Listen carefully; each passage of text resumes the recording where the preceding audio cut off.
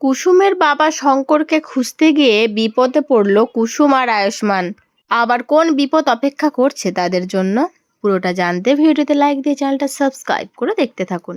কুসুম আর আয়ুষ্মান দুজনেই কুসুমের বাবাকে খুঁজতে খুঁজতে একটা গোডাউনে পৌঁছে যায়।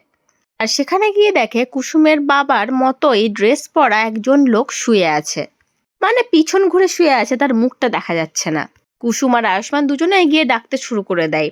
আয়ুষ্মান বলে কাকা, আর ওইদিকে কুসুম বলে বাবা ওঠো, আমরা চলে এসেছি দেখো। কিছুক্ষণ পরে শুয়ে থাকা লোকটি যেই মুখ ফেরায় তখন তাকে দেখে কুসুম আর আয়ুষ্মান পুরো অবাক হয়ে যায়। সে লোকটি আর কেউ নয়, সে লোকটি হচ্ছে শ্যাম।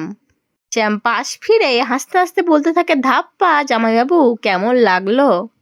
আর তাকে দেখে তো কুসুম আর আয়ুষ্মান পুরো অবাক হয়ে যায়। শ্যাম বলতে থাকে, খেলা তো তবে সবে শুরু হয়েছে, দেখো আগে আগে কি হয়। তো বন্ধুরা, আমরা বুঝতে পারছি গাঙ্গুলি ফ্যামিলির উপরে আবারও একটা বিপদ আসতে চলেছে। কিন্তু কুসুম আর আয়ুষ্মান কি কুসুমের বাবা শঙ্করকে বিপদ থেকে উদ্ধার করতে পারবে? কিভাবে উদ্ধার করবে সেটাই এখন দেখার। পর্বটা কেমন লাগলো অবশ্যই কমেন্ট করে জানিও। পরবর্তী আপডেট নিয়ে তাড়াতাড়ি আসছি, সঙ্গে থেকো, সাথে থেকো, চ্যানেলটা সাবস্ক্রাইব করে দিও। ধন্যবাদ।